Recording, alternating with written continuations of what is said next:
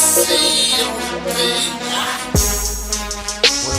out to mega billionaires, mega stars. Shout out to their life, cause I don't understand. Yeah, you feel me? I don't think people understand any of the stuff when it comes to relationship, bro. Every relationship be just different. It is though. See, okay, let's get into it. Come on. All right, well, what we at? Episode what? 40. 48. Woo! Episode 48. Pint Size Podcast. Yeah. In the building with the guys in the building. That's like one of the most infamous terms to describe almost anything. Yeah, we in the building. We in the building, baby. We in the building. We in the building. Dudes be doing records. We in the building. We in the building. Showing up to prom. We in the building. At the club. At the club. We in the building. We in the building. In the gym. We in the building. We in the building today, baby. In the building. Dudes be outside talking about we in the building. I love black people, man. We just dope like that. Black people take everything and just make it something. You know. Cause we in the building. We in the building. We out here. We out here. We out here. We out here. Can't forget about we out here. What else? Feel me? We out here. What's that even mean? I don't know. Who knows, bro? Like, what does in the building mean? Does it mean we here? We here. Yeah, we've arrived. We have arrived at our destination. At the destination. We in the building. But you know, we in here. We in here. We in here and we out here. And we in here and we out. Wow. Yeah. Isn't it funny? How can we be in here and out here at the same time? Hey, I'm telling you, man. And it still makes sense. Depends on your perspective. You know, slow for the post, slow for the post. Welcome to episode 48, man. That's crazy. I was going to let him rock. That's crazy. That's that Cedar 93rd. That's crazy. Slow for the post. Man, dudes be saying anything, Yikes. man. Anything. Say that. Man, people be saying all types of stuff. Man, what do that mean? Bruh, that's what I'm saying. It doesn't. I feel like it doesn't have to mean anything. Everybody understands it. All right, cool. You know, I'm rolling. I'm rolling. All right, cool. Or, man, you know, you got it. You got it. He don't got nothing, dog. You got it. He's worse off than you. He doesn't have it. If I had your hands, I'd come on. No, you wouldn't. He got it. I hit him with it. Oh, man. You got it, dog. Man, if I had your hand, I'd cut mine soft, man. Those be crazy. Get it. We be saying whatever. Oh, I'm trying to get like you, man. Man, yeah. I'm trying to get like you. Oh, yeah. I see you. I see you. Oh, what's up, man? You know, I see you. I see you. You know, we be coming up with anything. That nigga ain't did nothing in 10 years, but you see him. I see you. Yeah. No, I see you, bro. It's all good, man. I see you, man. Well, it's me. Oh, man, it's been 2 weeks. It's been a minute. I gotta get home. It's been a week off. Oh, technically, it's been a week off. Okay. Boy, it's me. I'm ready. I'm ready, y'all. Sorry for the wait. We in the building. Oh, shoot. It's me. FC on the beat, a.k.a. Fourth Quarter Freddy, a.k.a. Freddy Franchise, a.k.a. the best you ever heard.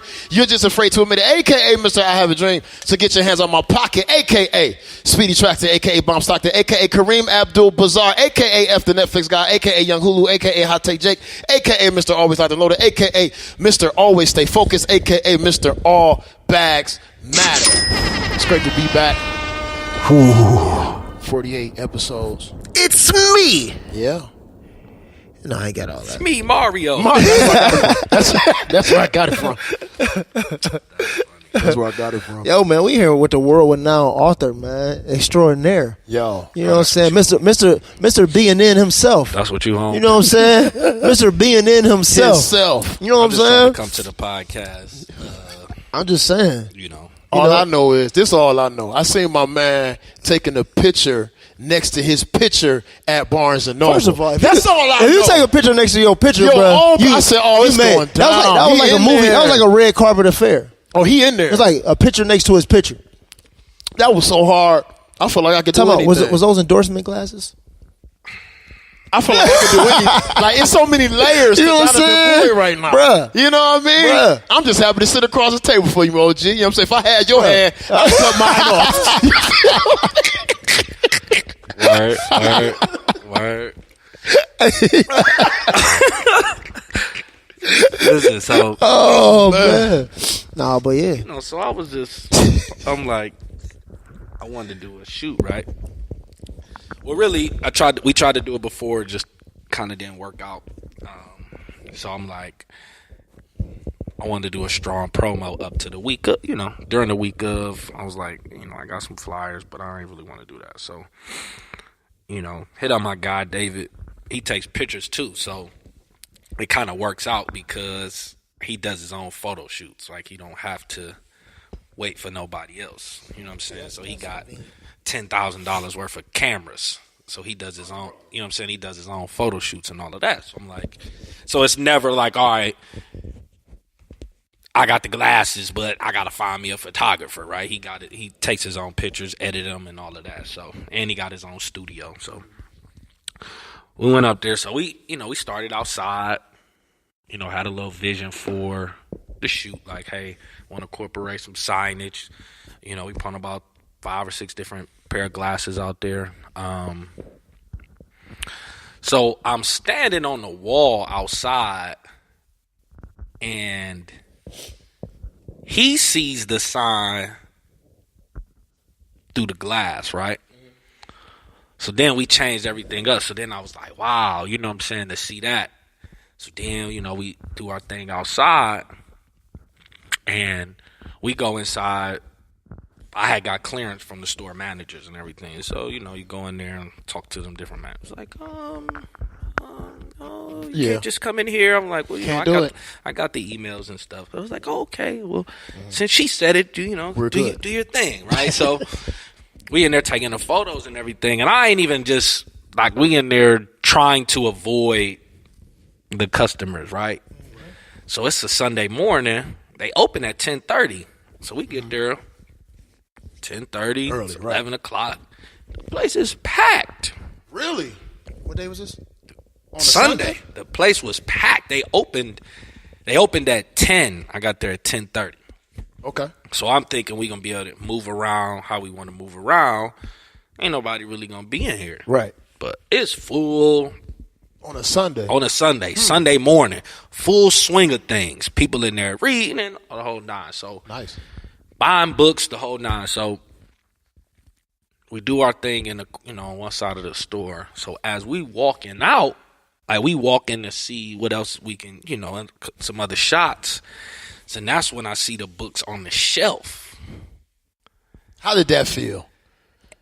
And it was like the craziest feeling because I didn't know that. You know what I'm saying? I'm just thinking they buying, they going to have the books available for the signing.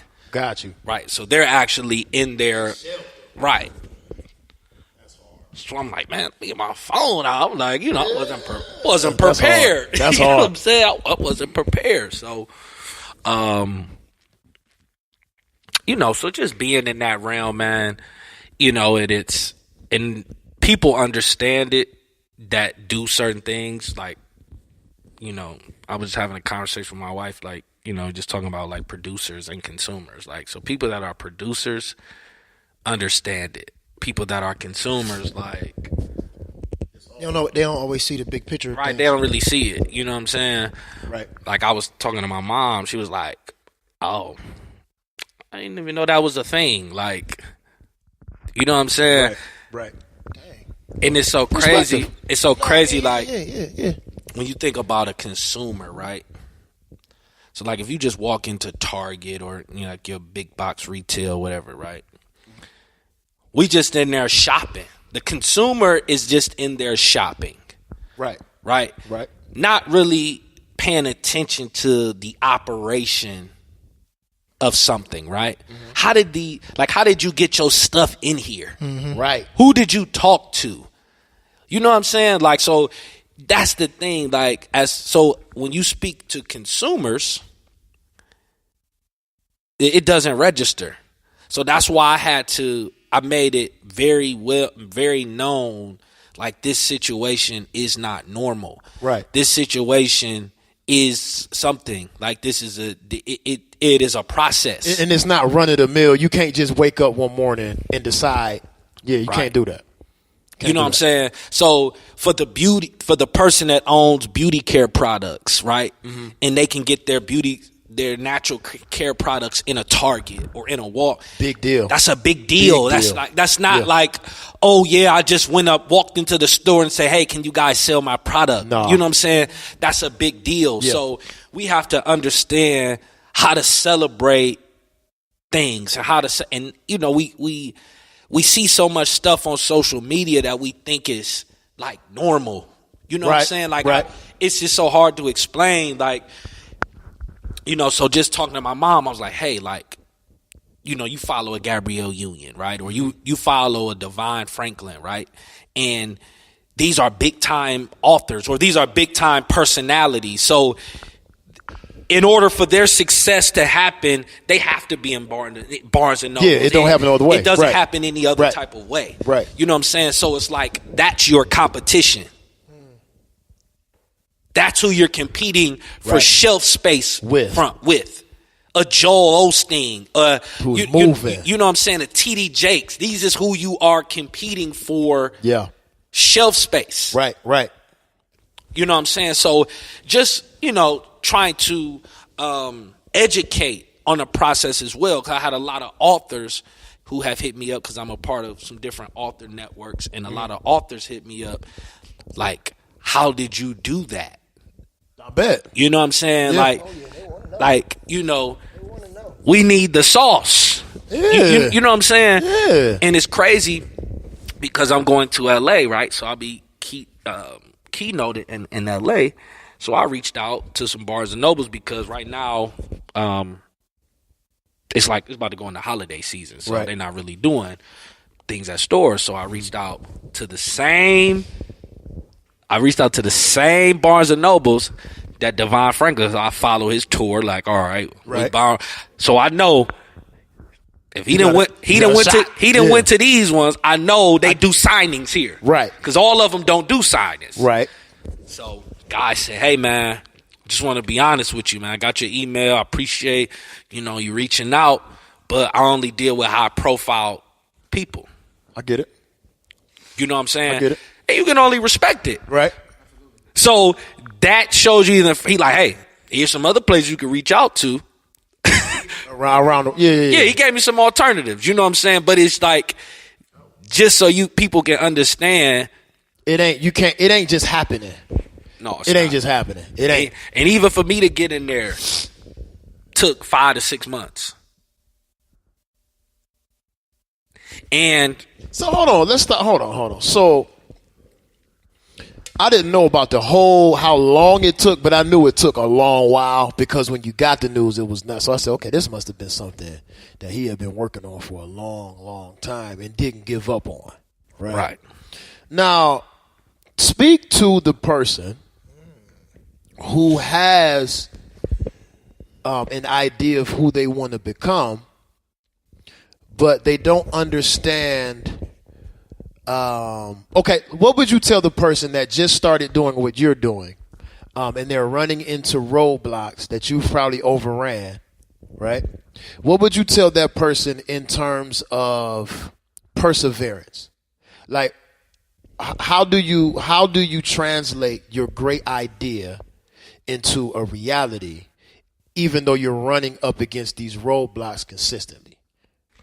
What do you do then?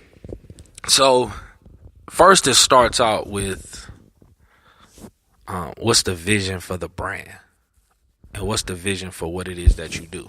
Mm-hmm. Because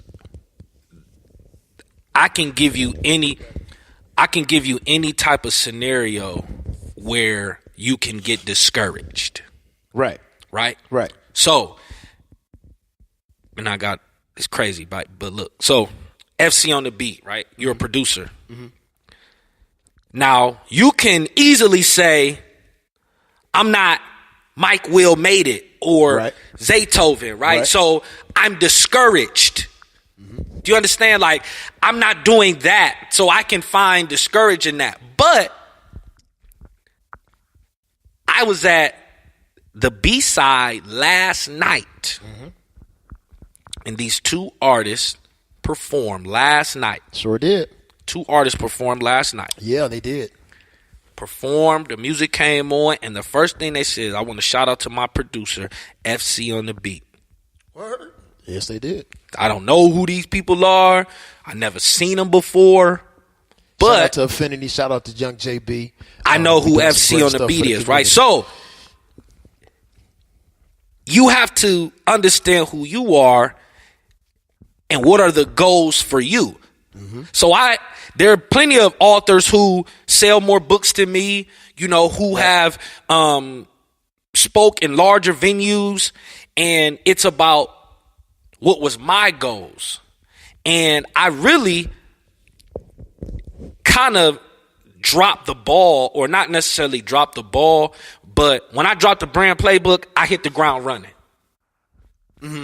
Right? I hit the ground running. Right. 22 cities. Yeah. Soon as I stepped out the gate, right? And that was all funded by me, everything out of my own pocket.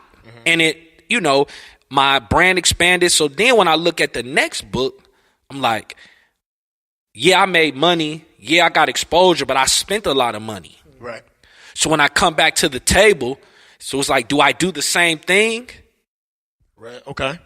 Okay. Do I go after the same risk, or do I look at this thing a little differently? So then it said, okay, what am I doing, or what was my goals from author, right? Well, I put a book out. I toured. I've sold books. I've spoke, right? It's on Amazon. But what is it that I ultimately want? These are two things that I want. I want to be able to walk into any Barnes and Noble and my book is in there. And I want to be able to walk into the airport and my books are in the bookstore in the airport. Ooh, the airport. Now the thing is, different authors have different goals. Right. Right. So that's not do you understand? So it's like we have different goals. So I'm going after the tough stuff. So like I said, this was a 6-month process. My book actually came out in June. So I could have easily went out and went on tour. That's not what I wanted.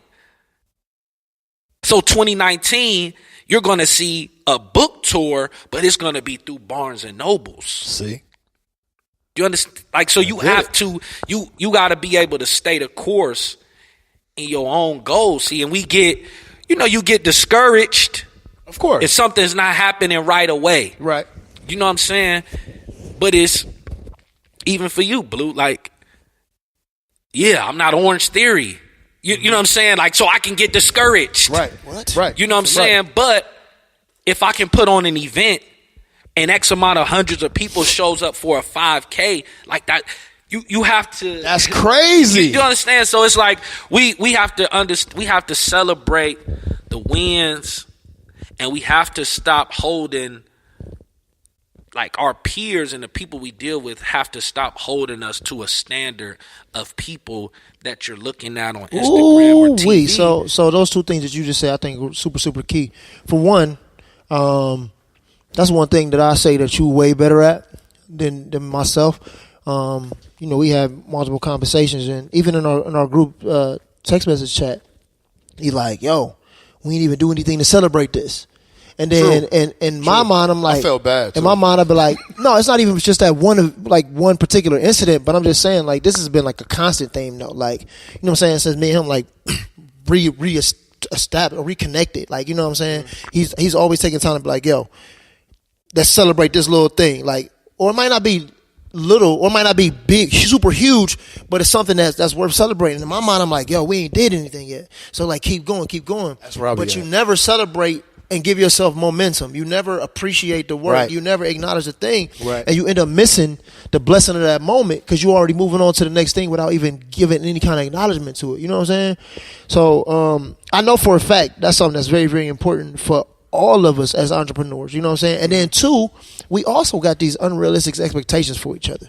You know what I'm saying? Like, this dude's been in business for 6 months. There's no way possible that every single thing is going to be right when he's using his own dollar, his own dime. Yeah. You know what I'm saying? To establish it. Now, it's different if you got a $150,000 investment.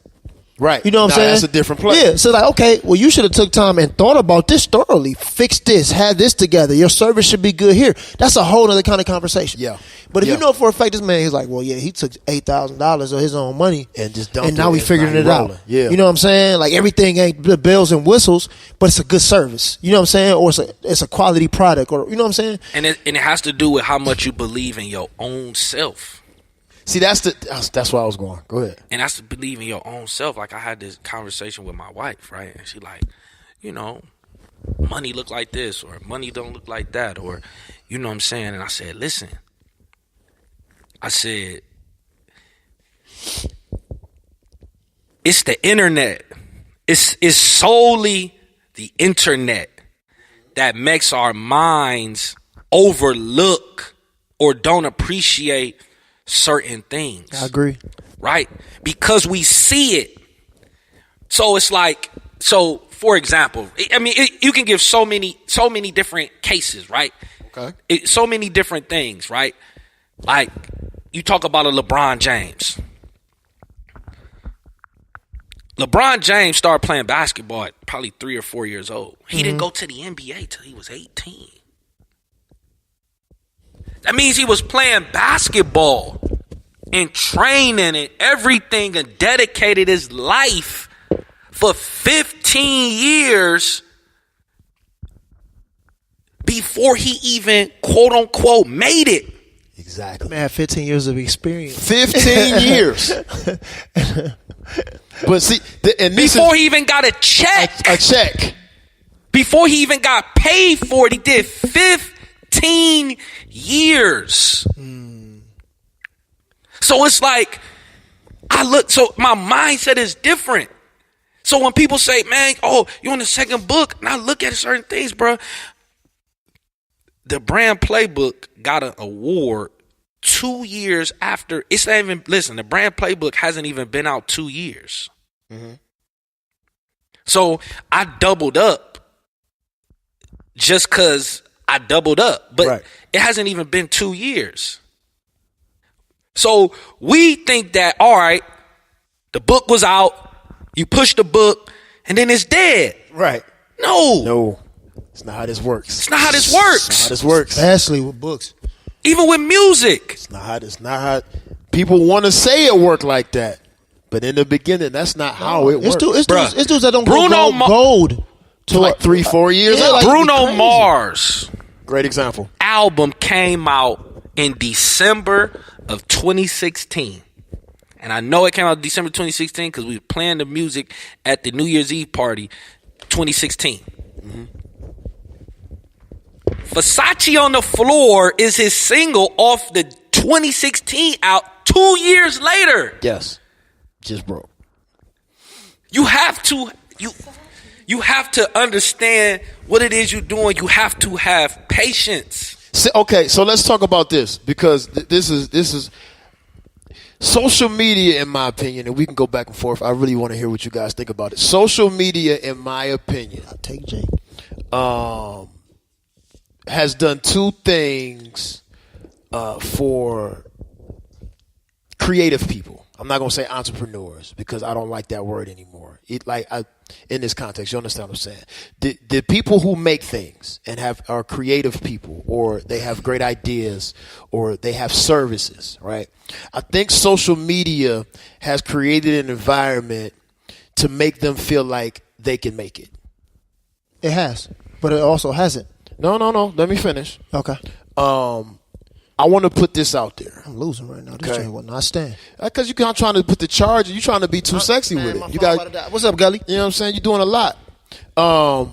What I think social media has enabled people to feel like they can actually be businesses, and they have no business, no clue of how it works. No, they don't have the desire or the drive. They're not even built like people who are organized. But social media and the way that we can consume content and how everyone makes being their own boss sexy and all of that kind of stuff has tricked people into feeling like they can be businesses.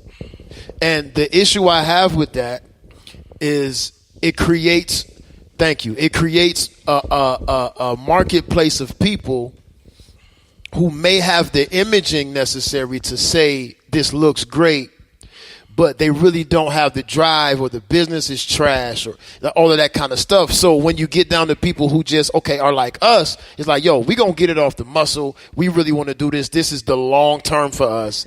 You have a market of people who have come in and said, okay, well, it kind of ruins the potential for the real ones. Now, I'm not saying that makes it impossible, No. but it makes it a harder road for the ones who are committed. But the thing is, we're not being realistic. Explain that.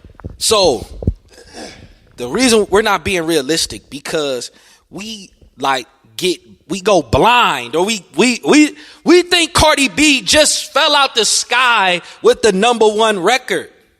Right. Yeah. Do you understand what I'm saying? Yeah. She didn't just fall out the sky. Yeah. I'm rolling. LeBron James didn't pick up a basketball at 18 when he was in a senior in high school and got drafted #1. I'm rolling. Facts. I'm rolling. Matter of fact, when we talking about Kevin Hart, he said y'all only saw the last 6 years. Yeah. Y'all went around for that 12 that I put in. Open mics on the road in the car with a manager. Yeah, I was like, bombing. Do you understand? Yeah. So that's the thing. So then we hold each other to a standard. It's just now with the social media, we're able to show you year one. Right. Even, it's crazy though. Even with that, man, We able to show you year talking one, about social man. media. Sometimes people still only show you what they want you to see. But even it's not You know what I even. mean? But it's not even that. We're smart enough to understand that everybody struggles, right? Are we? Yes. I We think- just try to act like I that's think- not what's going on, bro, man. Listen, I think we give people too much credit. I went to a conference. I do. I went to a conference, right, here in Cleveland. Ashley Taylor put it on. She had Karen Civil, Michi, Jeff Johnson, right? All these different people she represented. So, Michi is a hairstylist in Cleveland, Ohio, right? Mm-hmm. Probably the god of hair in Cleveland, right? Now, Michi been doing hair for 25 years. Wow. Like, that's the thing. So it's you're supposed to be at the top. Yeah. You are supposed to be the head of the industry. You are supposed to be.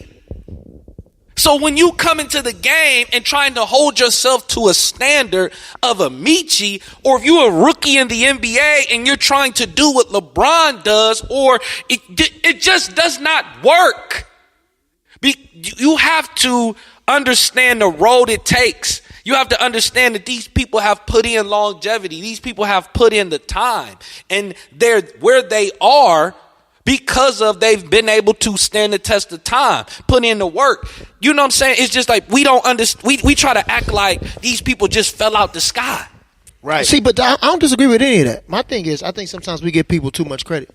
Explain that, because I need to know. When I say that, I think that we give people too much credit is we assume that everyone is smart. No, I'm serious. We assume that everyone is logical. You know what I'm saying? We assume that everybody has the foundational things to think of things straightforward, right? I work at, y'all know, I own a gym. I know I'm working in a gym. And you'd be surprised how often I have some of the smartest minds here.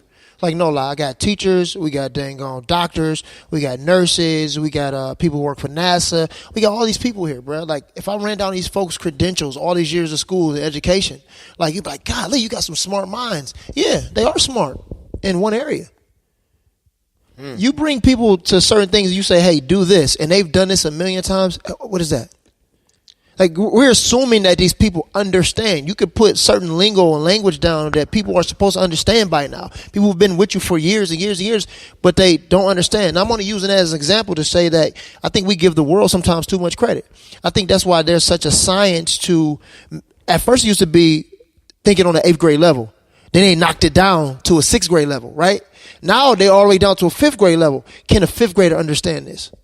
Because we give people too much credit to understand. So like when they do literature and do all these things. So I think that some people they don't understand the line between fantasy and reality. So when they see these social media moguls and when they see all these people and when they see famous rappers and all these people, they don't think about struggle. They think about, I just want this person's life. You know what I think a big hit, you're right. I think it's dangerous. You're 100% correct. I was going there too. You're 100% correct. I also think that a lot of these people who launch out into being entrepreneurs, that feel as though that's the way to their financial freedom and living the life that they've always dreamed. I don't think they understand that entrepreneurs don't start businesses because they necessarily want to. Entrepreneurs True. start True. businesses because True. there isn't a business that looks like them, or there isn't a way that it's done that is unique Or to some what they're other creating. need, some other need Or they it's have a to have. They niche meet, there. Yeah. Or it's an art form that is unique to them. Or so The this most is successful businesses are the ones that are solving a problem. true. Absolutely. I'm not even speaking to those because that's the logical thing. Yeah. I'm saying for people who create businesses and income streams around a passion or a So, creative for example, niche. he was working in the industry, and he said I wasn't spending time with my kids. Right. So he said, okay, so I need to create an environment that I can spend time with my kids. Absolutely. So I might have to take it here, but I'll recreate or I'll create something. You know what I'm saying? That Or works. even with you. Yeah. Same thing. And the thing is, like you said, people aren't smart, right? So I'm at the Black Enterprise thing this summer, and we might have talked about it, right? So TD Jakes. TD Jakes is 60 years old. Is that it? Gotta be. 60, That's it? I don't know. That's probably at least. 67. I don't know. TD Jakes. That's it? TD Jakes is not 35. No, absolutely not. Absolutely not. He's not 25. No. Absolutely not. He ain't 45. Jake's up there, bro. Right? So, why can't TD Jakes be rich? I never understood. Well, okay. I'm going to leave this alone. Because he's a pastor, right? So he's a I'm rolling. pastor. So it's like, okay, because you're a pastor, right? You can't have money. Or because you're a pastor, you can't do these things, right? Right. So then it's like, I'm sitting there and they put a snapshot up on the screen, Okay. right? I still got it in my phone. 10 to 15 books, 20 movies. I'm rolling. The work. He put Hold the on, work wait. in. 20. Oh, because he. Yeah. Yeah. That is Oh, yeah, right. don't get it twisted. Don't get it twisted. That is right. Yeah. That's time, effort, But see, energy. that's a perspective thing, though. Right. But then it's, you dig a little deeper. He's been an entrepreneur before he was a pastor. I know that, but the average person don't. Right. Yeah. And you working in the church, you get limited, right? Our mindsets like, oh, you got this, you stealing, or you taking money, right? You know what I'm saying? So it's just like here in Cleveland, Pastor Vernon, people criticizing, right? I'm like, the man, you do know the man has a #1 selling book. Like you do know he has some of the greatest business minds in the city around him, Like all the time. But we understand it. You still gotta have enough mindset to pay those folks to have them around you. But you understand, it's like we don't think about that, right? Or it's like, it's crazy, like growing up in church, right? Keita. You know, it's like growing up in church, and the thing is, like when you go into church and they cut the lights on, Yeah. and people be like, "Well, what y'all doing with the money?" Like you know the church got bills, right? Like Hold on. Let's take it a step further. Let's take it one step further, and I'm gonna get out the conversation real quick because I like my envelopes. But let's take it a step further. Let's take it one step further. You expect this one man, this one guy, to do at least 4 different things that I'm going to talk about right here. Okay, you expect him to provide a service for you every week, right? That is emotionally appealing and spiritually nutritional. You want him to do that every week. That's one.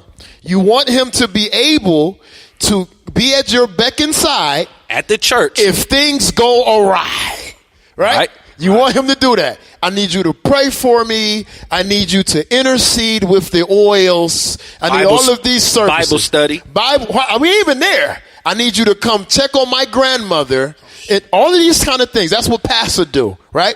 You also would like him to be able to move the church in a direction that looks as if it's growing. You want growth. You want to be able to bring people in so that, by design, that those people can provide for the community around them. In order to do that on a large scale, you got to grow it and build people and bring them in. And you want these are 3. Let's stay right 3 because that's enough for me. Okay. Right? Oh, and you want him to provide you. Let's go to 4 because this is where it affects me. You want him to provide a staff of people to facilitate these other things. right? So that he can do his main thing, right? And you want him to do this and be broke? No.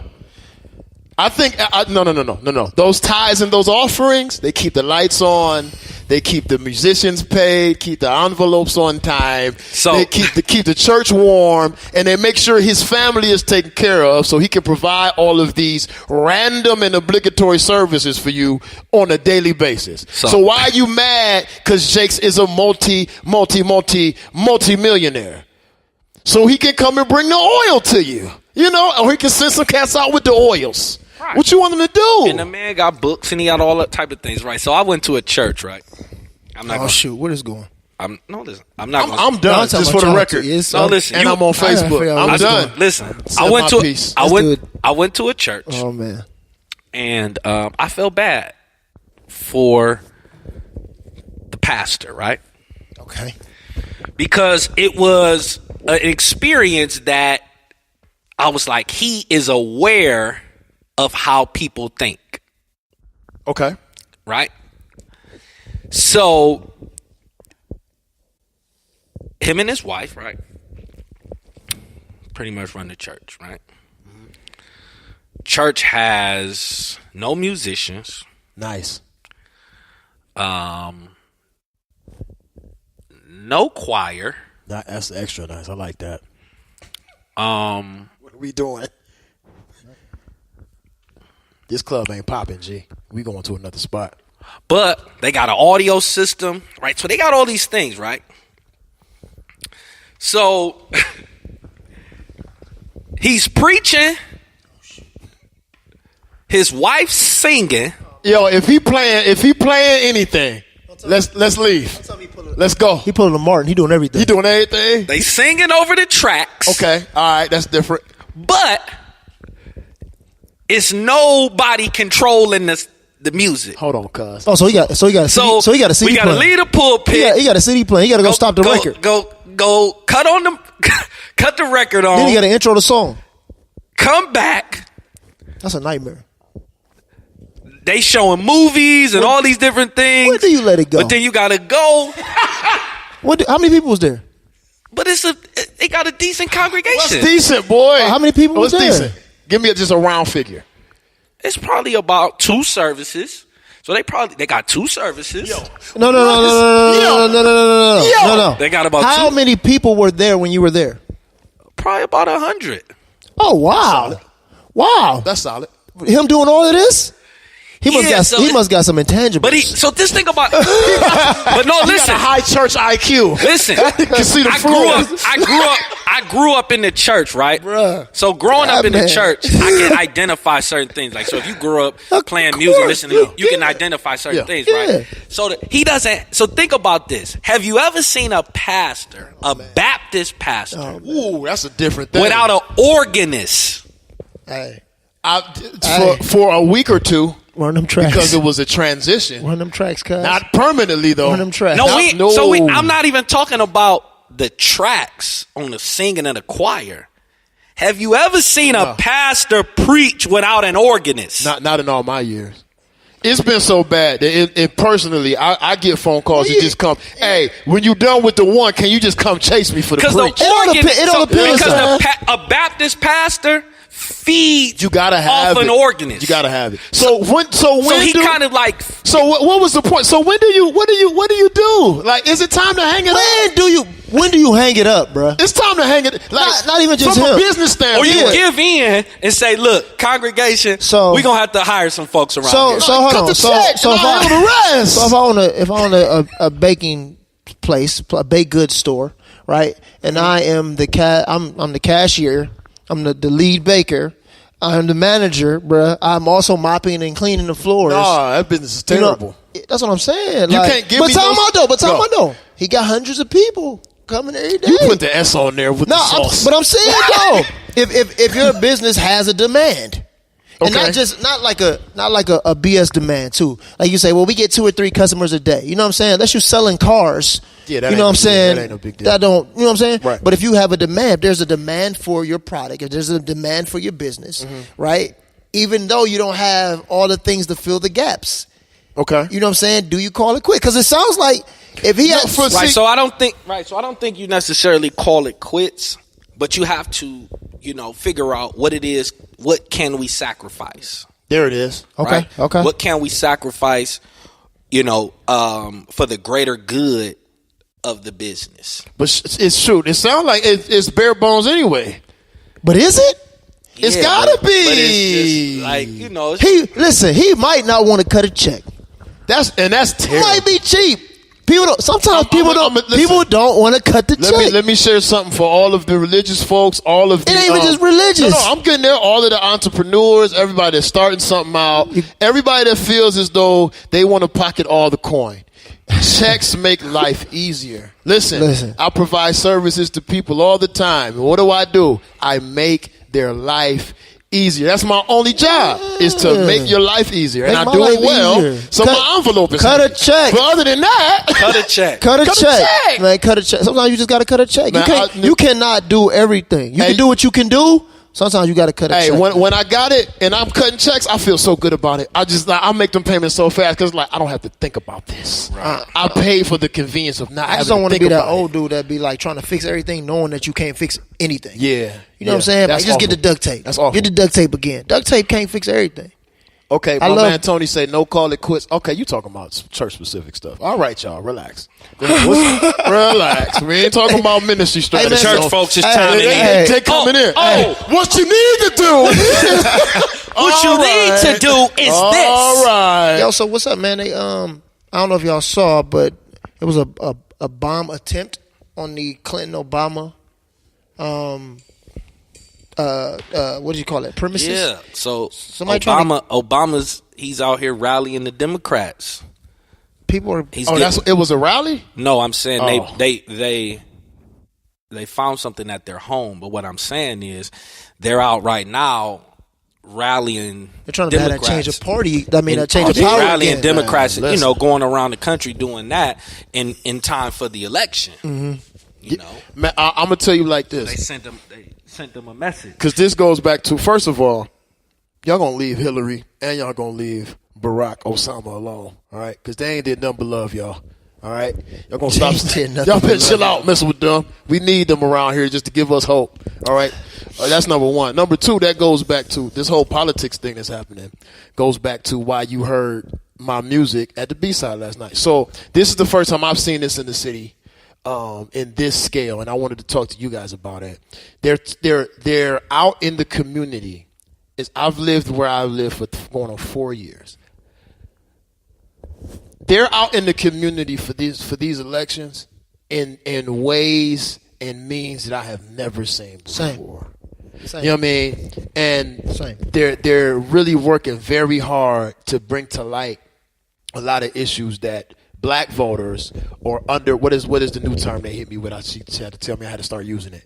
It's not underprivileged no more. It's underserved. That underserved communities. First of all, that's dope. That she hit me with. They thought about that one. She said, don't say underprivileged, say underserved. They thought about that. Yep. They thought about that one. That's good. So for the underserved communities, they're really putting a lot of awareness into those parts of the city about what voting actually does and what, you know what I'm saying? All of those kind of things, right? So what I wanted to really highlight is that there are a lot of issues with us. This goes back to Barack doing what he's doing, which I hope is 100% effective. I don't like politics. I like the sport of it. I don't like the underlying premise, but I love the sport because it's an intellectual, how do you move people? I like that kind of stuff. But I think it's very important, and I told myself I would never use this platform, but after the information I got. Listen, it's very important. I'm looking right at Facebook because all of y'all is niggas almost. I love y'all. Love you so much. But listen, it's very important that we change the narrative in terms of how our communities are served and viewed. And I'm not talking about presidential level. I'm talking about like right here. Like right here. You know what I mean? The things that are happening in the communities that we have the opportunity to attempt to change. I'm not naive either, but we have the opportunity to make enough noise for the possibility of changing it. I think we should really, really consider it. You know what I mean? So like, and going back to the B-side thing, like they're focusing on arts now in order to connect with people, and that's how I got to check. It's dope. You know what I'm saying? They're bringing in different segments of the community around causes that really affect us. They affect us personally, our families, and they affect how our businesses run. The entrepreneurship thing, the bubble's bursting. Unless we plug it up, it's looking weird out here. I'm telling you, it's looking crazy. I absolutely agree. I take the time. This is my PSA. You know, this is the first time I voted since '06. I'm voting this run. I promise you, I'm in there because there's a lot of issues that we need that affect us that only we can speak to, and I think we need to speak to that. That we got to do it. I think we got to do it. They ain't pay me to do that. They pay me for the track. We definitely. I'm just saying. We got to do it. They ain't pay me to do this. They pay me for the track. They got to do it. FC, get to the polls, man. I'll be there. It's a party at the polls. I'm there. We do got to get to the polls. Get there, man. I'll be there for sure. Oh, all right, my bad. I ain't mean to. No. I think that was. I think that was actually necessary. It is. I mean, there's definitely this is one of the scariest times, I have to say. You know what I'm saying? They're purging voters. I mean, listen, I just learned this. If your primary address is a P.O. box, even though you have a physical address, but you use your mailing address as a P.O. box, they have purged you from the voter registration already. It's done. They hit like 65,000 Ohio voters with that already. And people don't even know it. That's so scandalous. I said, no, this is my house. Like, I use this, but for real? She was putting me on game, man. And it's all about the silence and the voice. You know what I mean? So, yourself. Telling you guys, man, don't listen to all your statistics, man. They tell you that we a small percentage of voters, but they definitely go after us because the money they spend is saying no. Now I was. That's all I'm saying. So for the councilman race, right? So I was helping out a candidate to become councilman, and. What I learned is that there's a lot of people that are, you have a lot of people that are not registered to even vote. Yeah. Not the fact that they're not voting, they're not even registered to vote. And then the people that are registered to vote are much older, right? Your senior citizens, those are the people that are really registered to vote. Mm-hmm. So if I'm a candidate and I'm running for election, right? Do I try to talk to the people who are not voting and get them registered and convince them to register to so they can participate in the election? Mm-hmm. Or do I leave them alone and focus my energy on the people who already are registered to vote and we know for a fact are going to go out and be at the polls, who are older, but the people who have, the biggest voice or the people that we want to vote aren't registered to vote. So that's why a lot of times politicians skip over.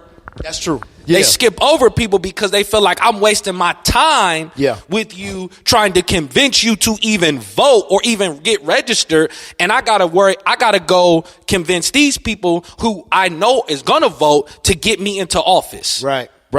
Okay. So in that situation, I think that's why it's like, people always talking about, man, we got to get out to the polls. We got to become registered to vote. We can make the difference. We don't understand that, but it's like it's only so much time people can spend on the people who are being stubborn or hard-headed. It's only so much time because I got to talk to the people that's going to vote. That I know that's voting for a fact. I can get into that. I feel like, well, to that, I think you got to spread your effort because the interest of the people who are going to stick with you. I mean, this is just kind of simple people moving like kind of ideas. Like the people that you catch will probably roll with your thoughts for a longer period of time. You know what I'm saying? The people that are used to the game, then they say, all right, well, I know a lot of people too, just even in like paying attention to this new process, is like, okay, I'm voting for the person who best suits the needs, which is what you should do, right? So I feel like in order to run, now I'm not naive enough to think that politics is clean. I understand that. But in order to, if we're talking about amassing votes and getting people onto a one particular platform, I say you go after the people who are new and fresh and are trying to get involved in the process but don't know where to start and want to really affect change and are highly excited about the idea of being able to affect change, because those people will rock with you. True. That's also been an issue for them, though. That's the sticky point. Yeah. A lot of the younger generation don't believe that voting does anything or changes anything. So a lot of them don't even consider voting at all. Right. Period. True. And True. So it becomes all right, I got to convince you. Yeah. That this process works. That it actually works. Well, because people have lost. The younger generation has lost faith in the system. They lost faith in the work dynamic. They lost faith all the way around. Well, you know why? Okay, let's talk about this. This brings us right back, right back closer to where we want to be. Mm-hmm. So, we are the brokest generation in the last 3. Okay, according to stats, right? Does our economic state? I don't know how I feel about that. Go. We've made more millionaires than the last 3 generations. Okay, but as a whole, the median income is 75% lower, or nope, that's too big. I think it's like 65 or 55% lower than it was with Generation X and the baby boomers. So let me ask this question. Okay, I could see that. Let me ask this question. too. I think that's possible. I think it's possible. I also think that it's possible for those numbers to be inaccurate I'm gonna tell you why. Okay. In order to push people back to the workplace. I think now there has been such an influx of entrepreneurship for our generation because people don't necessarily agree with the traditional system of working. That's also why we've been able to create the most millionaires. You know what I'm saying? Yes. Like that happens because these people are out and they're taking their risks and they're creating things that other generations weren't necessarily willing to do, or there were only a small population that were willing to do it. Now, it's possible that because of that, we're seeing more people not make as much money because they're taking more risk and they're betting on themselves more. So that's possible. Okay. The other alternative to that, though, however, is that in order for us to reinflate a dying situation, we have to skew the perception of that thing so that you can go back to it. Right? So you go to college, you do all these things in college, and you rack up all of this debt, right? Everybody understands how that works. Unless you're blessed enough. No, you still understand how it works, even if you didn't do it yourself. No. I'm saying they don't understand how it works. That's why a lot of people still do it. You're absolutely right. I'm assuming. Yeah. So unless you've been blessed and privileged to either academically get a ride or physically from sport get a ride, most of the time when you come out of college, you've already amassed more debt than the normal person can pay back in their lifetime. That's usually how that works, right? And that whole system was created to funnel you through and to keep you on the rat race. That's how that works. I'm not saying that education is important. Education is super important. Yes. Super important. I would never impose and say it's not. But what I'm saying is the way they structured you to have to go for education in America, it keeps you broke, right? But that's changing. And the reason why it's changing, not due to entrepreneurship, but you have, they just released a big article. It's been 2 articles discussing companies that are no longer requiring degrees as a requirement to work. And it's not like if we're talking about a hotel, like we're not talking about you can get a job at the front desk, right? We're talking about management, executive positions to where they're looking at experience, versus you just having a degree. Right. So what it's going to do is it's going to force the education system, to we're either going to do away with education or education is going to become more affordable. Because if you have a company like Google, and we're talking about leading companies that are saying we're not requiring degrees. Right.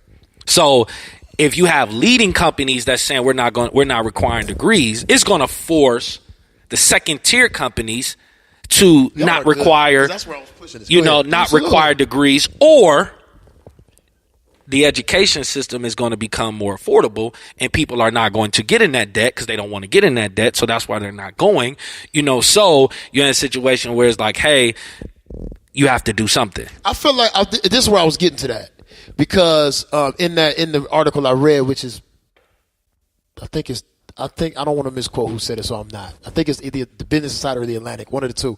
But in that article, they were saying that the proposition of the article is that one institution will have to die in order for another big institution to survive. Agreed. And the proposition is that education as a superpower in the country would have to die in order for the overall economy to be to resurge.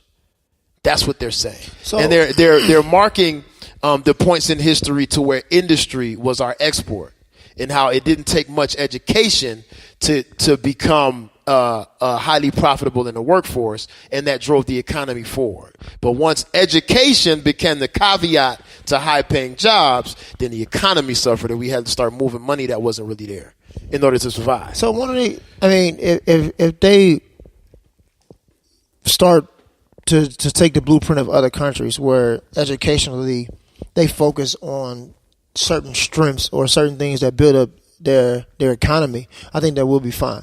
Like for example, we got that school, and I'm just using this, I don't know, we talked about this before, that school in New York, where you pretty much kind of create your track, your educational track. Okay. What's the name of that school, bro? College? Or no, it's not college. It's a high school. High school. It's a high school. I think it might be in Dumbo, or maybe like the borderline of like Dumbo, right, whatever. Right. But the school is amazing. But they have a school like that in China. You know what I'm saying? Where kids come in, and then whatever their strengths are, they build a curriculum or a track based on that. And then when they come out, yeah, they have a diploma or whatever, but it's not centralized. So like, you don't necessarily have to have a certain subject or a class, you know what I'm saying, in order to reach the requirements. They pretty much build you for the world versus building you for a system. And if I can look back on it, right? Dope. I can look back on it. It's crazy. One of my college homies just chimed in on the live. But if I can look back on it, right, and just looking at where we at now, do I push my kids to college? That's a great question, dog. Because I'm thinking about it. I don't know. If my child can go to school for free, absolutely. It's a no-brainer. Absolutely. Do I feel like college benefited me? I don't know. That's honest. The experience of college is vital. I was just thinking that. See, that's the one thing I missed out. The experience of college is vital. Absolutely.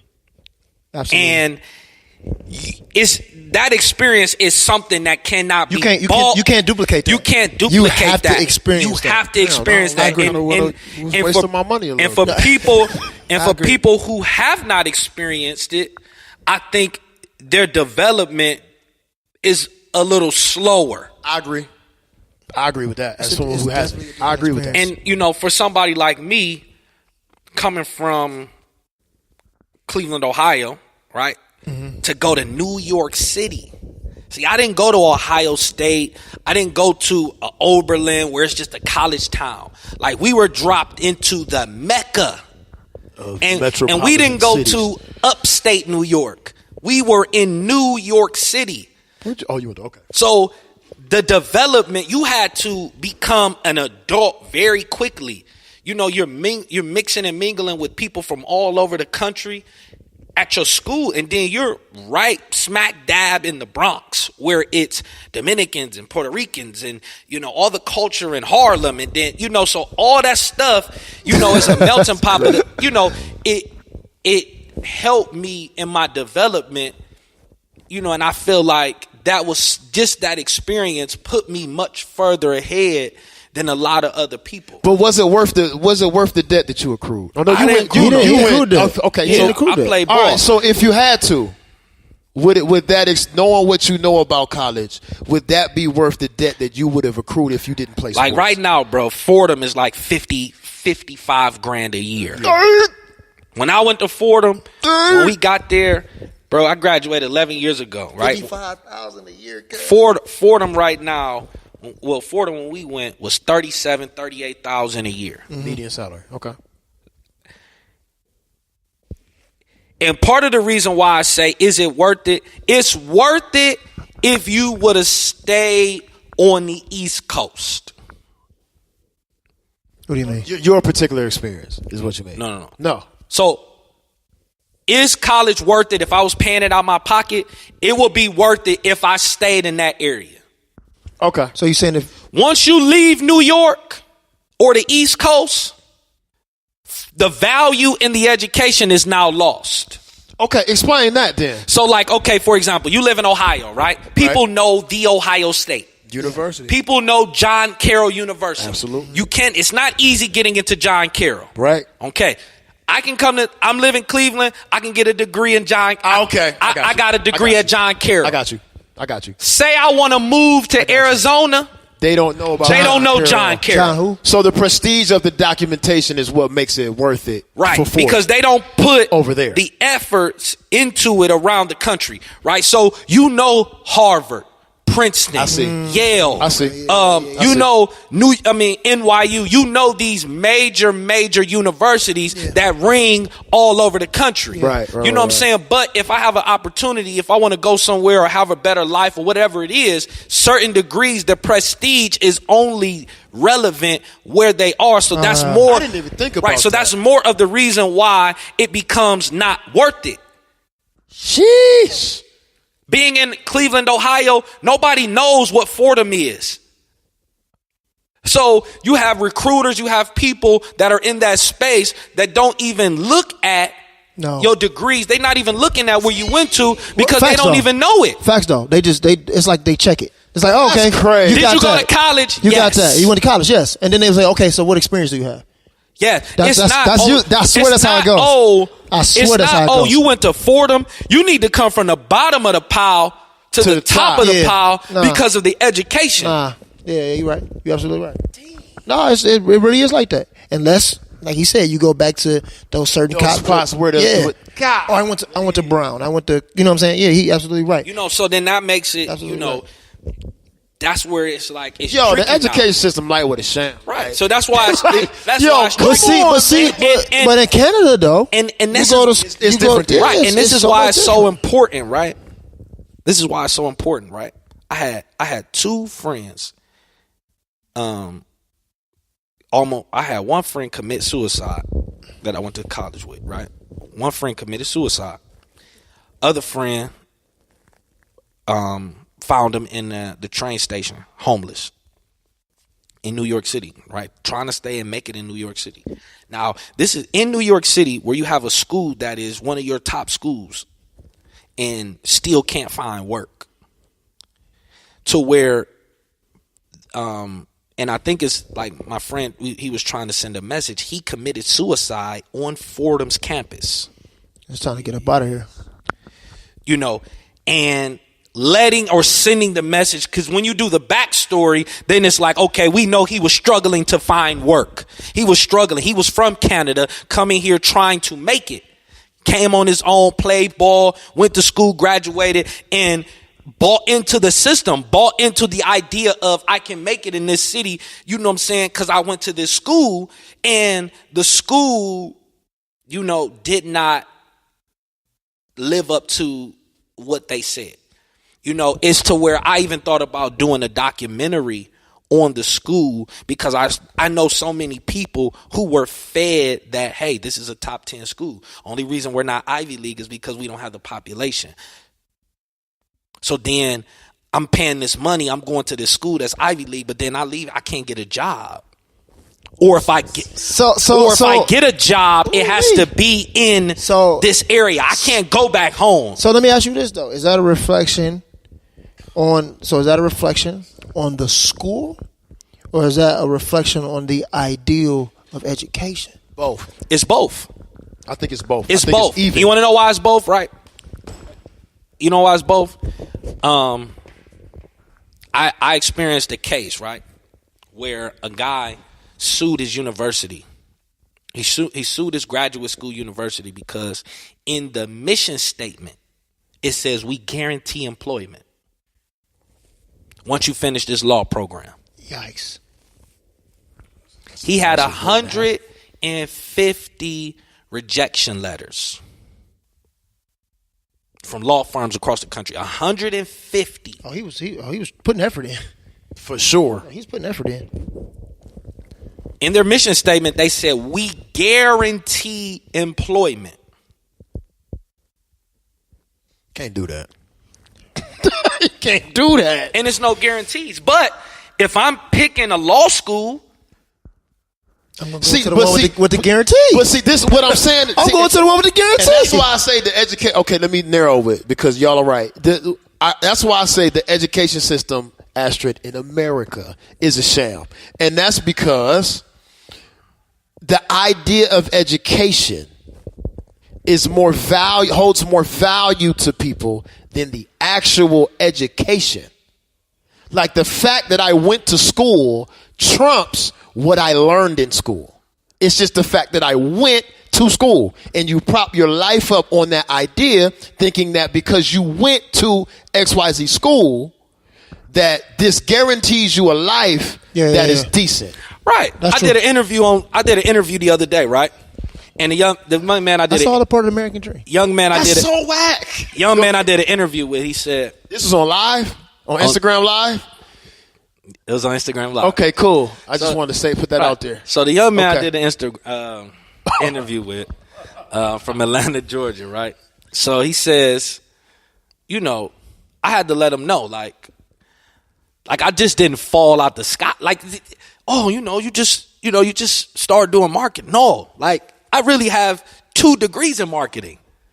I legit have 2 degrees in marketing. I legit have been doing this for 12 years. Mm-hmm. So it's like is a shine. You thought because you threw a party, you was. People just.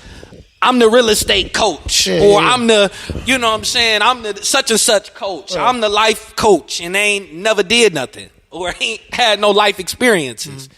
You know what I'm saying? I'm gonna sit over here. It's a lot of y'all on my Instagram. Facebook, but it's you on IG? No, I'm on Facebook. Bro. Okay, it's the education piece of it. Like you said, it's like, people just think that, all right, you went to school or you didn't go to school. Like people try to discredit it. You know what I'm saying? Yeah. Like in valuing what you learned. Like, you went to school. Like, that's cool. That's good enough. But it's like, no, you went to school. Like, bro, I know you. You had gym class and you was taking bowling. That's what I'm saying. You know what I'm saying? Like some people was really in there getting to it. Yeah, seriously.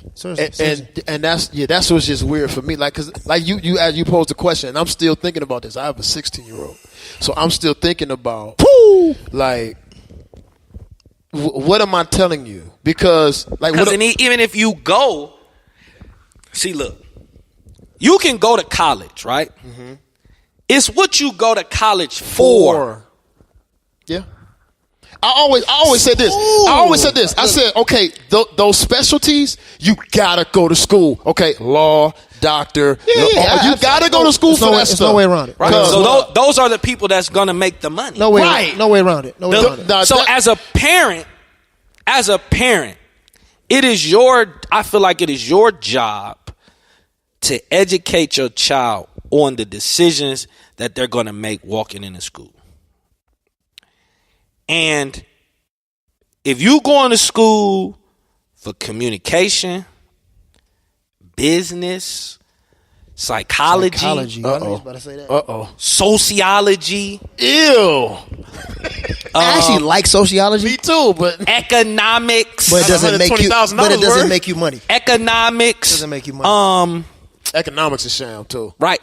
Those type of degrees, it's like a high school diploma. Yeah. They don't get you nothing. You know how many friends I got that got masters and bachelors in human resources and sociology kind of stuff, and they working at normal human places? resources, no. human resources. Well, my people ain't doing it right then. Right, they ain't doing it right. Okay, they ain't doing it right. It all depends on. I mean, human resources, you gonna get a job. You can get a job. No. Human resources. Okay, teach me. Stuff like human resources, teachers. Okay, that's specialized to me though. Right. IT. That's one of the engineering. Engineering. That's specialty. Teachers. Yeah, that's specialty. Lawyer. Those people are going. You're going to have a job. That's specialty. I didn't know HR have was a in there job. because of what I said. HR, you gonna I get a didn't know job. that. HR, you're gonna have a job for sure. Right. But okay. So maybe it's levels to it. But the thing is, it ain't no glitz to it. That's what I'm saying. It ain't no glitz. You want to spend $250,000 on an HR? You know what I'm saying? It ain't no glitz to it because your daughter might be like, Dad, I'm trying to do boop boo da doo. Whatever. And you like, no. I'm like, no. You gonna do? You doing doop doo da doo? Right. And if you want to go to college, you better get that financial and you want to aid. lease a bit of my dime. Yeah. You doing doop doo da doo? If you feel like you gonna challenge me and you gonna fail, you gonna challenge me, you gonna fail, you not gonna pursue what I'm sending you to school for, then I'm not sending you to school and you gonna have to go make it on your own. Because I know for a fact that there's BS degrees in college. Facts. That you cannot do anything. They just want that don't do money. I don't. Yeah, I don't. Bro, I have an MBA, and people look at me. I have an MBA, and people look at me like like I got a like, you know what I'm saying? Like I got a Don't say nothing. Just don't say nothing. Because there's too many people listening. Don't say nothing. No, talk about it. No. Because But I'm saying I got an MBA, and people look at me like I went to DeVry and got an HVAC. All right. You got an HVAC certification. No, that But serious the though. HVAC certification might make more money than the people with the MBA. No, but true. Yeah. Because I know people who went to school. They got you know what I'm saying? They got masters. They got even doctorates, right? Right, man. And I know people who went to school for welding. They went to and they kill it. They kill it. I'm talking about killing. So that's what I'm saying. If you want to go to school and you going and you clumsy today, man. If you trying to go to school, he handsy, man. And you going for these degrees that don't have no meat and potatoes to them. Ooh, can't forget the potatoes. That you can't eat. That meat might be lean. That you can't eat. That meat might be lean. Turkey, you need some potatoes. That you can't eat from. Yeah. Don't do it. Sure. So for me, I'm telling mine the real. No, see, like because I guess I don't have no answers here. Like I said, listen, you tell me what you want to do first, then we can talk. Let's figure that out. You honestly, you got to figure it out. The only thing that you can do as a parent, especially if you experience life or going through that experience, give sound advice on what to do. Man, I wish somebody would tell me, like, don't go to school for that dummy. Like, you know what I'm saying? Word. It may have had some benefit, maybe. If I was trying to build for you, it made sense at the time. At the time, but it wasn't if my child say I want to go, my child say I want to go to school for something. Preaching sermons. Or what you want to do? You got a theology degree. I'm saying something. I wish my mom would have told me. I'm sorry. I'm saying if my child is saying, "Hey, this is what I want to do," and it's not clear, or it's not something that's gonna get you that you can be able to provide for yourself. Oh yeah, we talking about it. We gotta talk about it. You giving them something to reconsider. Absolutely, as a parent. Yeah. I'm giving you something to reconsider, or I'm telling you, I'm not paying for that. Well, no, I understand. Like you're not getting that. You're not going to fund it. You're not getting that on my dime. You can go out here and hit your head if you want to, right? Or you can listen to your father, who's been through it. My advice to, especially my oldest, because they not before we get out of here. Yet. But what I'm saying is, my advice to my oldest right now is, you can do whatever you want, but you got to do what you don't want to make sure you can live.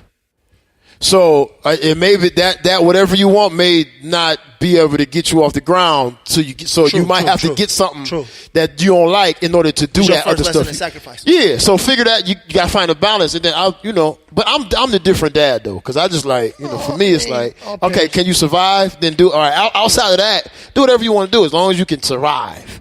That's where I'm at with it. And I could be wrong, but I'm probably not. Go ahead. So I don't want to. I'm not gonna go there. We're gonna wrap the show up. And we can cause we gonna be talking for another 20, 25. I've been thinking about chicken for the last hour, boy. I want some chicken so bad, man. Some chicken. I want some chicken, man. But no, episode 48 of Pint Size Podcast, man. This is a good one. Books, money, and politics. This was a good one. Books, money, and politics. That's what I'm rolling with. This is a good one. This is a good one. Books, money, and politics. To be able to powwow with the homies on some weighty subjects. I appreciate everybody for all the love on Facebook Live. I got a lot of comments and stuff. I don't know what these guys. I do, but a lot of about chicken. You know what I've been thinking about? What? I went to this place in Houston, bro. I can tell you, I know exactly what you're talking about because you took 47 pictures. It must have been. It was crazy. It was that good? Hey. Shout out to the turkey leg. No to chicken. Felicity, she told me no to chicken. Listen. No, we didn't. I don't even eat chicken that often, so I want some chicken. If you go to, listen, anybody listen to the show, if you ever go to Houston, Texas. He done said this like 40 times in the stories. If you ever go to Houston, Texas, you got to go to the Turkey Leg Hut. It looked amazing. I ain't going front. I know who you are. Hey. The innovation. Oh, shoot. The innovation. Like, I just. Lord. Bro, I watched it, man. It was just unbelievable. It's unbelievable. Hey, if somebody spit in your face, do you think you can punch them? Somebody spit in my face, I'm punching them in theirs. Okay. Do you think it's enough? Do you think like that 2 punches that he got? No, I think that the next time I see you, I'm going to also punch you again. You're king. I don't. My man Shiggy, you're king. Is this your king? Is this your king? It's early, man. Hey, listen here. Why are you grabbing Chris Paul? You know why. Stop it. You know why. You know why. You know why. You don't grab Chris Paul. Yes, you do. No, you don't. I'm grabbing my brother. No, you don't. I'm grabbing my brother. You don't. I am. Right. That's why y'all LeBron. I am. That's why both of y'all LeBron. This ain't got nothing to do with LeBron. This does not have to do anything with LeBron. Fam, let me ask you. Listen to me, dog. Let me ask you a question. If I'm at work, Nipsey Hussle doesn't even play for the Lakers, and he stood up like. But Nipsey from L.A. Y'all won't smoke? But he from L.A. That's Nipsey. But listen, he's from L.A. Him and Rondo ain't cool. He riding with the team. So listen here, bruh. Listen here. He had a bromance. I'm at school. I mean, I'm working at a school, right? Go. I'm working with these teachers, God, right? Here, let me get this. And we get to. No, I'm saying though. I'm making a very practical example. Come on with it, right? We at school. We all on the staff, right? 401ks, benefits. We all are the same, brother. This is what we work at. This is what we employed at. I know you through this place for the last. I've seen you around. I see you around campus. You know what I'm saying? I worked in the classroom over there. You were, but we ain't really all example. Wait, but I just got to make it practical though. It doesn't apply. No, listen to me. It has to apply. You talking about employment here, right? This is their job, even though it's glorified. This is their job. Went down to this is their job. I'm taking it to the most practical person. Yeah, right? That's a good one. So this is their job. These guys are at work. They're working, right? Who cares how much money they make? They're still at work. They get a check. They got bosses, right? That's good. So that's good. No, it's not. Keep going. Keep going. Okay. Keep going. I got it. So me and these teachers, right? A scuffle breaks out, right? I see a teacher that I've known, the teachers that I even work with, fighting you, right?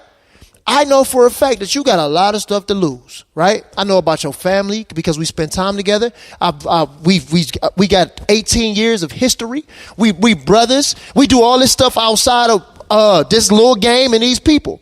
I'm not grabbing this person that I don't fool with. I want to make sure that my brother is okay. Because this is the dude that I actually love. This is the person I got a real relationship with. At the end of this day, if I get fired from this job, guess who I'm going over their house? Yours. Guess who I'm calling? Guess who I'm having Thanksgiving with? Yours. Guess who kids I'm spending time with? Yours. Guess whose wife I'm cool with? Yours. Yeah, we rolling. Not this guy over here. Now. We rolling. Now. I am. Boy, it ain't. Now. In my mind, dog, for real, clearly, you ain't really want that much smoke. Because he spit dead in your face and you poked him in his head. No, I agree. I don't think he wanted that. I think even my boy's mind, he's thinking like, I want to hit this guy. Spit. No, he didn't go like, you know what I'm saying? My guy. No, it came out of his mouth while he was talking. No, I think he spit. No, that's spit. That's not what happened. We ain't doing this. Spit a loogie. He didn't. No, he didn't. He did it in a way that the ref wouldn't see it. Randy said, "Hi, Donovan." That's why I was so crazy. Hi, Donovan. I'm not rolling. No, he spit. He spit at that man. Check your text. I'm not rolling. He spit on that man. So look. Here we go. So look. I want y'all to see this guy and hear his rebuttal. I'm LeBron James. Oh, man. Okay? Now, this is a basketball game, so they ain't on the streets. Okay. I'm rolling. Let's go. They're not on the streets. So you're not worried about, you're not concerned about the safety of Chris Paul, right? We're not in a situation where I got to get you up out of here type situation, right? Okay. It ain't no threat to life. Right, it's not a threat. It's not a threat to life. Okay. Okay. So I just get to LA. My mission is I got something to prove here. I'm with new teammates. We're trying to build camaraderie, right? We're trying to build an organization. We coming together for this common goal. All right. These is men. This is basketball. So at the end of the day, something breaks out. Okay. You ain't in the locker room with Chris Paul. You're not working with him every day. What Chris Paul does is it's not going to be based off of your success on your job. What Rondo does, Rondo's mentality, how he receives you, Brandon Ingram, Lance Stevenson, who you got beef with. So it was more vital for you to stand with those guys in that moment to show them that you had their back versus you going to walk Chris Paul to the bench. Now, can we accept my argument now? Go ahead, man. Are we ready to accept the facts? Go ahead. That LeBron is really done with basketball. Okay. Because his actions in this let me know. It's like, all right, I don't think care. LeBron would have still did the same thing. No. Yes, he would have. No. First of all, you ain't never seen LeBron on no rah-rah. No. You never seen it. No, I never And had. I didn't tell you to be on no rah-rah. No. My thing with So let me ask you a question. No. What were you going to do? What were you going to do? No, my problem with this is that LeBron actually did something. LeBron usually does nothing, no matter who's involved. He grabbed his boy. That's what I'm saying. Yeah. But there's been instances where that's happened. Not and it's like, not with Chris Paul. No, he did the same thing for D Wade. No. Yes, he would. And Chris Paul pushed him off of him. Yes, he would have. Yeah, he did. Yes, he would have. Chris Paul pushed him off of him. I would have put somebody on me too. I just got through throwing punches. Don't touch me. All I'm saying is Don't touch me. This is what I'm saying. What I'm saying is, bro, he would do the same exact thing for Dwayne Wade if he was fighting. I'm not rolling with that. Guaranteed. It's certain people. He would. Even if he did it for Dwayne Wade, that doesn't make it right. I'm not. Listen to me. I ain't talking about who he did it for. I'm not saying what's right or wrong. I'm saying I understand why. I'm saying I understand why he did what he did. I'm saying that because I would have probably did the same thing. I'm not thinking about that dude. I'm thinking about you. You my guy. I get you. I'm rolling with the people I roll with. What I'm saying is this. First of all, if it's a one-on-one scrap, that's against the rules anyway. That was a team fight. No. That was a team fight. If I'm LeBron and they got the one-on-one scrap, we clearing this out. Clear this out.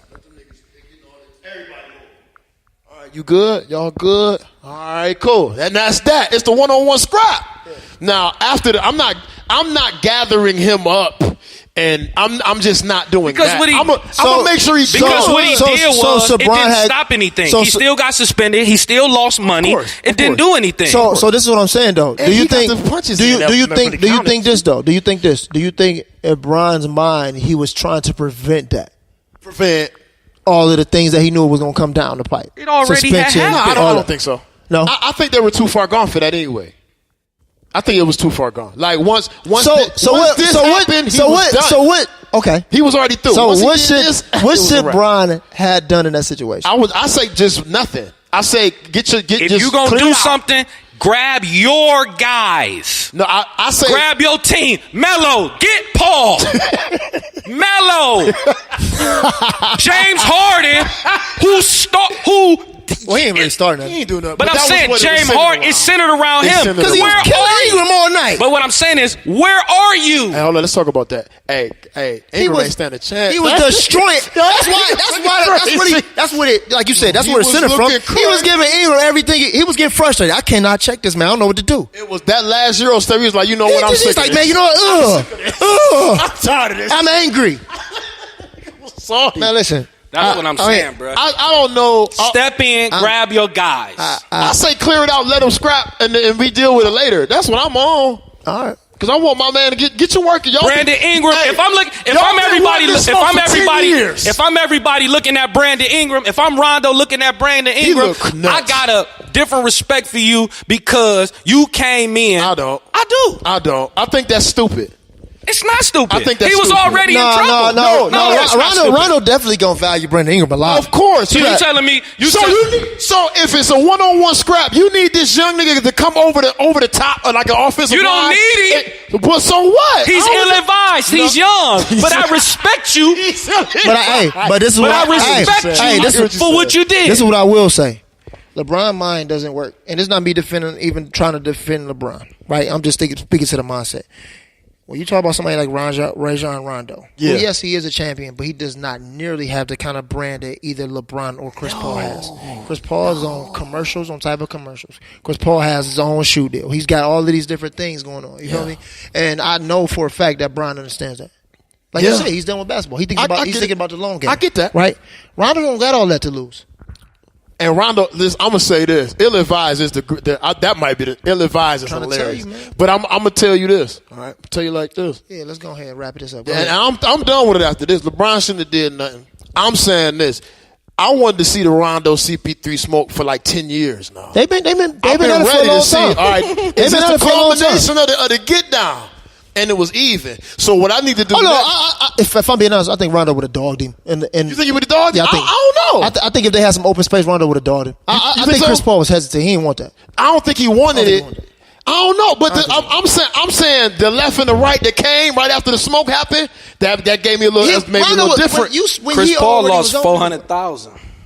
Damn. And that's what Rondo ain't lose nearly that much. You know why? Because he don't make that much.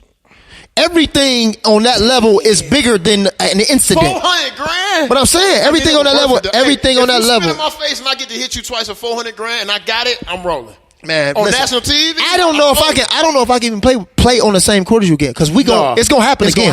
I'm gonna elbow you in your face. How many games they got? 2 more games this season. I'm gonna elbow you in your face. I can't wait. I'm elbowing you in your face. I can't wait. I'm looking for the smoke. Hey, put him on the block. I'm looking for the smoke. Put Chris CP3 on the block for no reason. Let's see what happened down there. He ain't pushing the ball. Play him at the 3. Put him on the block. Oh no. She said Nike gonna pull out. No, the Jordan brand not gonna pull out on Chris Paul. He fine. Heck no. He fine. They good. What hurts is stuff like Allstate or different stuff like that. Those sometimes get a little weird when endorsements. But appreciate everybody for tuning in. Everybody for sharing and commenting, all of that good stuff. We definitely appreciate the feedback. FC's Facebook Live went crazy. Mine's doing something. I don't know. I don't know what Boyd over there doing. I mean, you know what I'm saying? Consistent. Like, just getting love. So they love us. No, we appreciate it. Episode 48. It's in the books. It's in the bag. We gotta, boy said we gotta do something. We gotta do a year. We got 2 episodes to figure out what we're gonna do. So tell us what we're gonna do for 50. You gotta do something. We gotta do something for 50 because we missed the year. Cause we missed a year mark. So look out for 50. We gonna have this conversation for real. Yeah, we gotta do something. We got some new stuff coming too. So like we got some new stuff coming. We're gonna lock in. You know, some revamps, some upgrades. So we got that coming. We should do something for 50. I really want to do like a meet. I just wonder how many podcasters are in the city. I want to do like a podcast. How will we find it out? I don't know. I want to do a podcast meetup or something in the city. Hey, if you got a around podcast food, you do something around food. It's usually if you got a podcast in the city, or you know somebody that has a podcast in the city of Cleveland, tag them or let me know in the feed of this post, so we can find y'all. Right, I want to figure out who y'all. I want to do like a podcast meetup. That'd be dope. You know what else would be dope? Go. I'm hungry, so hurry up. Right. It'd be dope if we did like an event for. So you want to start a podcast? I'm with that. I like that. I'm with that. Okay. See, if you're gonna be a coach. If you're gonna be a coach. If you gonna coach. Get the bag and flip it and double it. You understand what I'm saying? You got to understand how to do this, right? Some of y'all can't coach. Y'all can't call plays like that. That was a good play call. I couldn't have called that like that. So you want to have a podcast? So you want to have a podcast? Come kick it with us. Hey, so as you can see, and that's a panel. As y'all can hear, that's an event. We got some stuff cooking. $10. So we gonna hold that back. so they don't know. All right, my bad. You know what I'm saying? sorry. And we gonna My try bad. to let's get that in order, man. Cool. Maybe we can get some cool sponsors. Maybe Jack Daniels will come on board. Yeah, because I need to try. I need some gentlemen. Maybe, Jack, I don't want to pay for it this you time. know, I know some folks. Let's I see mean, you what know a can couple happen, people. You smart. What does smoothies taste like with liquor in them? so. Good. No lie. Do No it. lie. See, we got. See, You ever been to a beach? I got a You good know. neo soul inspirational artist to come know. serenade the people. I got 2 actually. We can make it something sexy like that. All right, well, so let's get something. Let's try to see what we can pull together for 50. Just to give let's figure it let's out. give y'all something. Appreciate everybody for riding. I with love us, y'all so much. Facebook, You know. y'all was rocking this week. I might come back over here every now and then. Yeah, But And that might yeah. be something different, and we could do something for 50. We'll figure it out. But it's me. FC on the beat, aka Fourth Quarter Freddy, aka Freddy Franchise, aka Give the him best the you ever love. heard. You're just afraid to admit it, aka Mr. I Have a Dream. So get your hands out of my pockets, aka Speedy Traxton, aka Bomb Stockton, aka Kareem Abdul Bazaar, aka Wavy Crockett, aka F the Netflix guy, aka Young aka Young Hulu, aka Hot Take Jake, aka the best. No, I said that one. The cough messed me up. This is the first time. It's the first time. Hey, over a year, you never messed this up. Oh, You just messed- AKA F the Netflix guy, AKA Young Hulu, AKA Hot Take Jake, AKA Mr. Always Stay Focused, AKA Mr. Always Talking Loaded, AKA Mr. All Bags Matter. It's a milestone. You messed up. Wow. All right, it's all good. Had to happen sometime. See y'all at Barnes & Noble October 27th. Be there. What time? 2 o'clock. 2 o'clock. Be there. Location? Woodmere. Woodmere. Woodmere location. Where the money Next lives. to, next to the Apple store. Next to the Apple Store. We'll see y'all October 27th. Be Bomb. there. All right, y'all. Episode 48 in the back. Holla. We in the building. We out of the building.